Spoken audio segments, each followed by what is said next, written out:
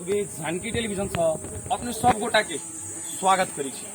और हम सब अभी उपस्थित भ चुकल छी महागढ़ीमाई नगर पालिका में।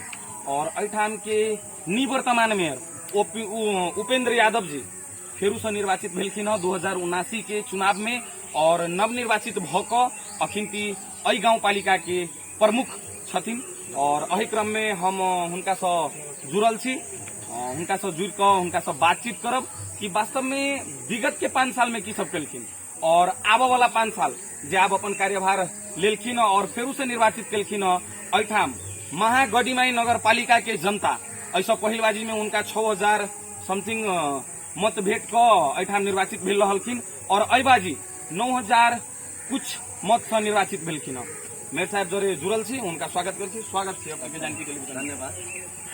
अठाम महागढ़ीमाई नगर पालिका में अपने विगत के 5 साल में जो अपने के नया सोच नया धारणा लगे जो अपने आयल रही 2074 साल के चुनाव में, तो अपने की कर सकलिए और की बाकी रही है अपने? सर्वप्रथम अपने जनकपुर से जानकी टेलीविजन के पूरे टीम के हमारा तरफ से धन्यवाद बा कि अपने जनकपुर से चल के और जीतल जनप्रतिनिधि लोग के अपन बात रखे के जो सब दिल्ली ओकरा लाके हम तमाम जानकी टेलीविजन के हम धन्यवाद देवे काम। और रह गल कथी की हमनी के महागढ़ीमाई नगर पालिका के पहले 10.5 गो गाँव गावी सब मिल के एगो सिंगो नगर पालिका हमनी के महागढ़ीमाई नगर पालिका रही। और उस समय में हमनी के नया नगर पालिका 3 तरह के सरकार में हमनी के एगो महागढ़ीमाई नगर पालिका एक तरह के सरकार में एकदम अनौठो रही। पूरे गांव सब रही, पूरे एकदम अविकसित जगह रही, एकदम गांव था। कोनो गांव में बरसात के बेला में गांव में एक गांव से वो गांव में जाए में बहुत कठिनाई रही। तो हमनी के जब अलिए तो हमनी के ये बात कहलिए कि नगर पालिका के में आवेला सेवाग्राही लोग के प्रत्येक टोल के प्रत्येक गांव वार्ड के हमनी के नगर पालिका से हमनी के बाटो घाटों के जोड़ दिया। तो वो अनुसार के हमनी के भौतिक संरचना लगाए हमनी के विकास करे में सफल भेलिए। जो अभी के समय में बाढ़ के समय में भी हो, वर्षा के समय में भी हो को हमनी के नगर पालिका की हर एक टोल में एम्बुलेंस जा सकल है, हर एक टोल में दमकल जा सकल है। वैसा किस्म के हमनी के 4.5 साल के अंतर में हमनी के विकास के लिए साथे साथे यहाँ के शिक्षा के गुणस्तर हमनी के बढ़ाइलिए। सर्वप्रथम हमनी के कोविड में जो हमनी के विश्व में जो कोविड देश में जो कोहराम में चले कोविड, उस समय में हमनी के महागढ़ीमाई के जनता के बचाव में बहुत अहम भूमिका नगर पालिका के रही। और यहाँ के तमाम संघ संस्था यहाँ के सुरक्षा निकाय लगा सब लोग के एकदम पूरे सक्रिय सहभागिता रही और में हमने सफल पाइलिए। और ओकरा लेके जनता के भीतर एकदम आस जगल कि आए वाला जनप्रतिनिधि जो जे लोग बा लोग एकदम सफल जनप्रतिनिधि लोग बा, ये लोग हमनी के जान धन के सुरक्षा करे में सफल हुई कह के वो विश्वास के साथ में हम स्वास्थ्य में बहुते बड़ा लगाने लगे। और मेयर साहब अठाम अपने महागढ़ीमाई नगर पालिका में सड़क पर कौन हिसाब से काम करते हैं?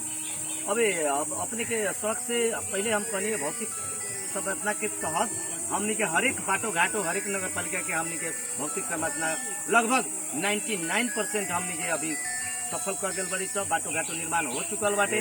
अब अगर पीछे नहीं के तो हमनी के ग्रेवल बा, पहले माटो रहे पूरे एकदम धरातल में रहे। तो हमरो कहलिए के स्थानीय वासी सब बातचीत केला के बाद कहे छी जे ठाम पीच और हम सब देखलिए पीच नहीं भेल तो वही संदर्भ में पहले तो पूरे माटो के रही। अब एक बेर में जितना हमनी के महागढ़ीमाई नगर पालिका में बहुते सड़क संजाल है, बहुत ज्यादा है। और नगर पालिका के अपेक्षा में हमनी के महागढ़ीमाई नगर पालिका के बाटो घाटो बहुत संजाल है, बहुत ज्यादा बाटो घाटो है। और ओकरा में भी हमनी के नगर पालिका में अलिए तो हमनियों के 10-20 गो बाटो घाटो नया ट्रैक भी खोद दिल बड़ी सब। तो ये लेके हमनी के भौतिक संरचना के साथे साथे हमनी के स्वास्थ्य में बहुत बड़ा माने मतलब एगो चैलेंजिंग विषय हमनी के नहीं जनता के सेवा पुरियाल जाये के नहीं स्वस्थ नगर पालिका बनावल जाये। ओकरा अंतर्गत हम 2 साल से महागढ़ीमाई नगर पालिका के एम्बुलेंस पूरे हमनी के निःशुल्क कर दिली काठमांडू तक ले जाके जनता के। साथ ही दोनों नेपाल सरकार के जो मापदंड में ना पड़े वाला भी दवा जैसे टाइफाइड के दवाई, काला ज्वर के दवाई हमनी के जाके एगो बुखार लग जाता था जाके 14 गो सुई लेवे के पड़ता 2000-3000 रुपया जनता के मतलब डॉक्टर ले लेता प्राइवेट में, ओकरा चेक जांच में 1500 ले लेता। वो हमनी के लैब संचालन दू गो नगर पालिका में कैनी सा, और जनता के टाइफाइड सीजनल बुखार से लेके हर एक चीज हर एक सेक्टर में हमनी के काम कैनी सा। एकरा लेके जनता हमनी के फिर से माया कैलक, और जनता के आशीर्वाद से हम फिर से दोबारा हमनी के उप मेयर मेयर लगायत कुछ वार्ड अध्यक्ष लोग के हम फिर हमनी के साथे साथे निर्वाचित भेनी से हमनी के। और मेयर साहब अल्ठाम गढ़ीमाई नगर पालिका में अपने खास कर एक बार तो अपने निर्वाचित भेले छे, 5 साल के कार्यकाल अपन संभाल लिए।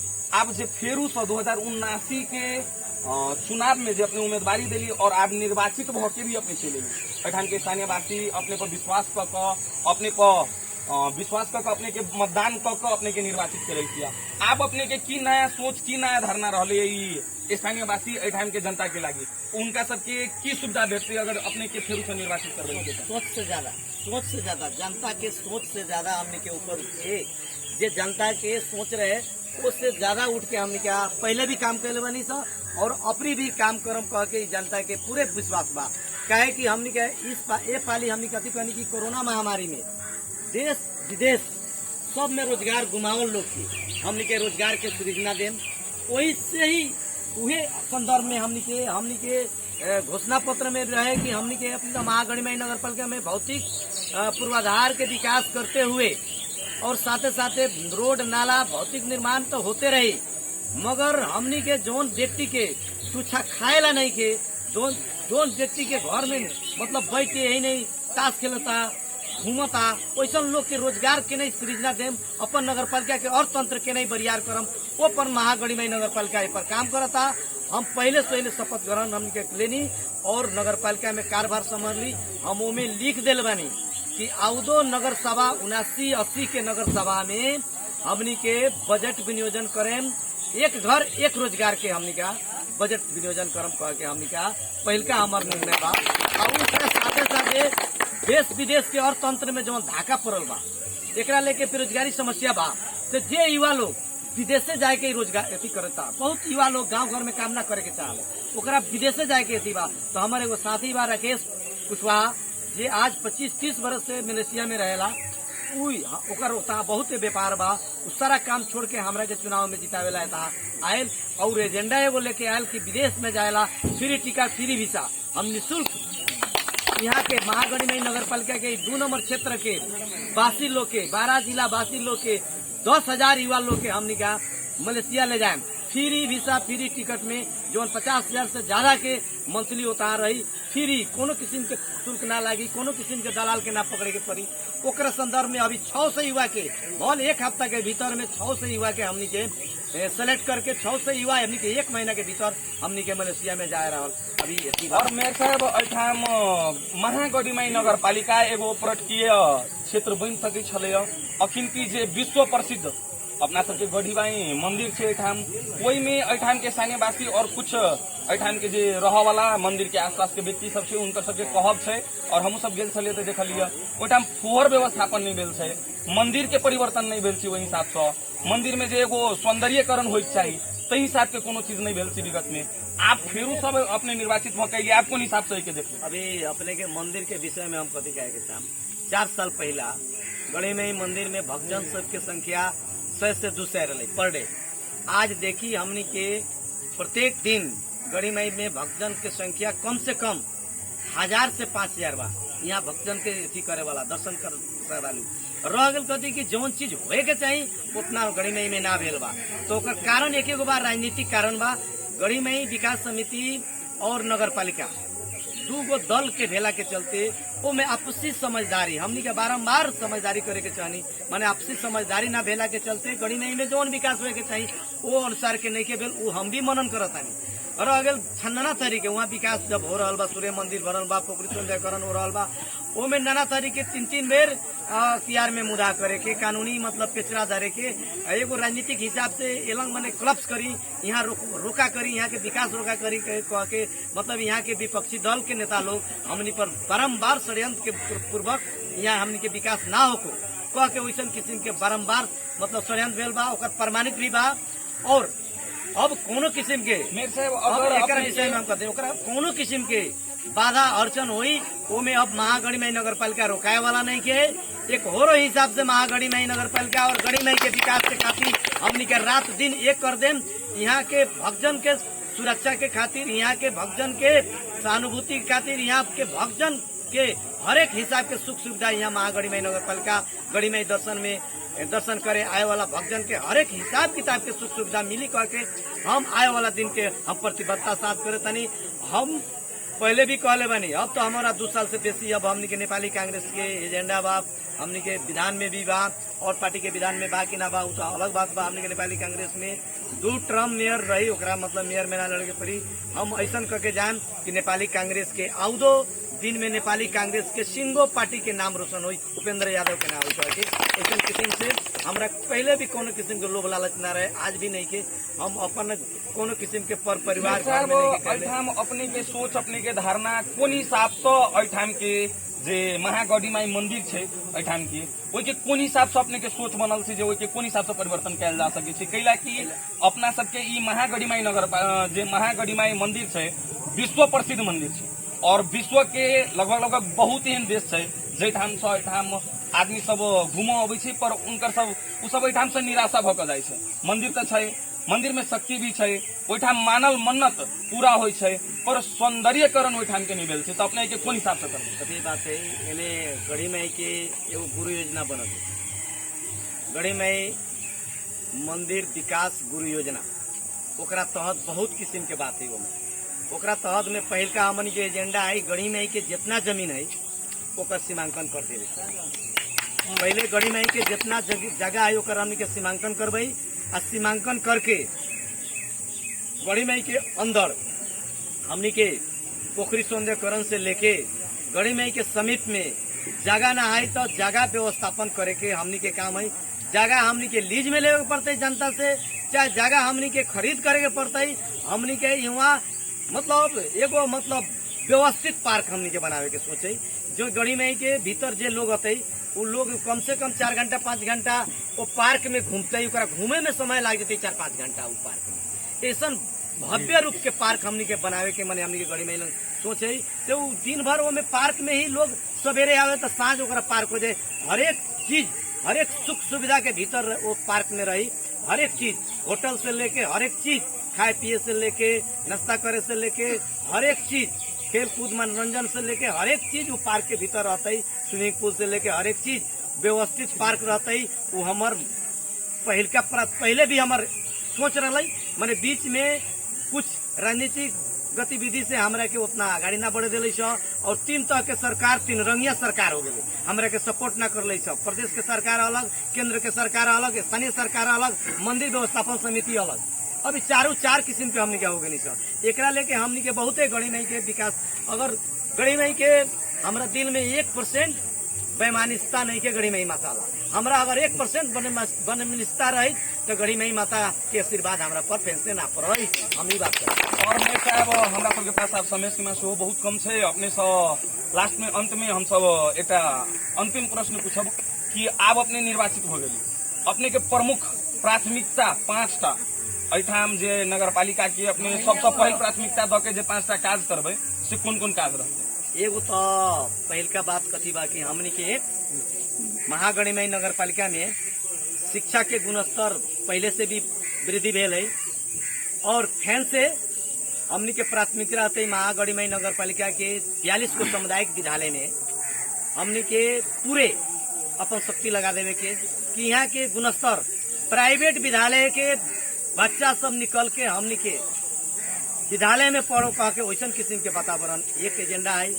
दूसर का एजेंडा है व्यवस्थित हॉस्पिटल गंज भवानीपुर बरियारपुर, हमनी के 2 एरिया है, गंज भवानीपुर और बरियारपुर दोनों जगह एकदम व्यवस्थित अस्पताल और दोनों जगह MBBS डॉक्टर के व्यवस्था करके नगर पालिका दोनों जगह अपन संचालन करते है। स्वास्थ्य के क्षेत्र में यहाँ मने मतलब आधुनिक प्राविधिक से खेती होको कह के वो हिसाब से हमनी के संघ सरकार और प्रदेश सरकार से खाली नगर पालिका के चाला से ना हो ये वाला हमनी के जो सिंचाई जो योजना बा जो 6 साल से लाके अभी तक ले 7 साल से 50 सिंचाई योजना हमनी के जो 4000 बीघा जमीन के पटवन के थी बाटे। घर खेत खेत में सिंचाई जाए वाला बा, पानी जाए वाला बा। उस सिंचाई योजना के हमनी के तुरंत ला के उमें घचा के साल भर के भीतर मैंने वो 50 सिंचाई योजना हम मतलब संचालन कराम कह के ये भी हमनी के किसान से प्रतिबद्धता करते हुए, और जौन जगह सिंचाई होना होवे वाला बा वो खेत खेत में हमनी के तारपोल हमनी के गाड़म, किसान के एकदम उचित दाम में हमनी के उन्नत जात के बिया देम, और यहाँ के घर घर के किसान से के हमनी के उन्नत जात के मकई के बिया से लेके धान के बिया उपलब्ध करा के यहाँ के किसान के आर्थिक उन्नति हमनी के कराएम। और ई हमनी के आह्वान के रूप में बा किसान के भी इसी में हमनी के आवाज। दूसरा चौथा हमनी के कथी बा कि हमनी के चौथा हमनी के महागणिमई नगर पालिका में गणिमई के शक्तिपीठ मंदिर यहाँ बा। बहुत बड़का पर्यटन के एगो यहाँ अवसर बा और बहुत बड़ा मतलब हब बा कि विश्व में हमनी के गणिमई चिन्हाए वाला मंदिर बा। एकरा के पूर्ण रूप से और विस्तार करम, गणिमई के महिमा के पूर्ण रूप से और मतलब विश्व में चिन्हावे के काम करम और यहाँ के व्यवस्थित करम, पर्यटन के व्यवस्थित करम। ई पांचवा हमनी के पहले से भी हम आयल बड़ी जब से महागणिमई के जनता के जो निचला तहब के जनता रहे, गरीब तबका के जनता रहे, दलित तबका के जनता रहे, ओकर बोले के अधिकार दिवले बनी, सुशासन के काम करले बनी, सुशासन कायम रही कह के वही नहीं पहले नहीं आए वाला दिन में और एकरा के सुशासन कायम करे के हम प्रतिबद्धता करम। जनता हमनी के पथल चलाई माने ओकरा के हमनी के फूल से स्वागत करम, ये हम प्रतिबद्धता करे के चाहते। धन्यवाद। और दर्शक भी ने अपने सबके जानकारी कराई। अठाम हमरा सबके साथ मेयर साहब के लगायत अठाम फेरू सब जे निर्वाचित अठाम के उपमेयर जी छथिन सेहो जुड़ल छथिन, हुनका से सेहो बातचीत करम। नमस्कार, जानकी टेलीविजन में अपने के स्वागत है। अठाम अपने फेरू से निर्वाचित भेलिय और उपमेयर जी के खास काज रहे छै न्यायिक समिति देखत। न्यायिक समिति के काज अपने कार्यभार अपने कोन हिसाब से निर्वाह करबे? धन्यवाद बा। हमनी के न्यायिक समिति में बा, हमनी के न्यायिक समिति हमनी के काका पाका ना कह के हमनी के न्यायिक समिति बहुत बढ़िया से देखनी सन। हमनी के न्यायिक समिति में कोनो शिकायत नहीं थी। ऐसे भी बढ़िया हमनी के न्यायिक समिति चलाएम सन। हमनी के अपना महिला लोग ला सोचले बानी, हम भी महिला बानी। मेयर साहब तो अपन विकास के बात बहुत कहनी है आ बहुत पहलू बानी सन। हमी के एमे कोनो झूठ बात नहीं थे। मेयर साहब के हमी के सब कोई नगर पालिका के महागणिमई नगर पालिका के सब पहल बाटे। अभी मेयर साहब हमी के सब कह के देखाएम सन, ये बात तो सही बाटे। अब महिला लोग के उधार खातिर, महिला लोग के सिर्फ मुल्क ला हर चीज के हमी के अब ऐसे बेसी हमी के महिला ला ले आम सन। महिला लोग के हमी के हर वार्ड में 11 वार्ड में ले जाके हमी के महिला के उ लोग के सिर्फ मुल्क दे के उ लोग के भी एगो रोजगार देम सन। ये हमार बात बाटे कह के ये भी हम महिला लोग ला करें। स्कूल में जितना हमार माने पढ़े वाला हमार जौन महिला बा लोग बेटी सब बा, उ सब बेटी सब के ला भी हम कंप्यूटर सिखावे खातिर हम स्कूल में हम लोग के कंप्यूटर खातिर भी हम उ लोग खातिर एगो लेके हम आए और उ लोग के कंप्यूटर भी सिखाएं। जे लड़का पढ़ल बाटे बेटी चाहे बेटा उ लोग ला हमी के कंप्यूटर ला भी हमी के सोचले बानी सन। आ फिर हमी के जनता हमरा के जितौले बा। हमी के माने हमी के देखलक से लोग करे वाला बा कह के अपने के जे ठाम गणिमई नगर पालिका के जे स्थानीयवासी जे अपने के जितैलक उनका अपने कथी कहचाबे? उ लोग के हमरा तरफ से बहुत धन्यवाद बाटे। अपना दिल से उ लोग के हम धन्यवाद देम, नमस्कार करेम से हमरा के चुनला लोग फिर दोहरा के। अभी तो हमी के जौन भी हमरा से कमी कमजोरी भइल बा उ हम फिर पूरा करेम हम अपना जनता लोग ला। धन्यवाद। दर्शक बिन हम सब बातचीत के लिए ठाम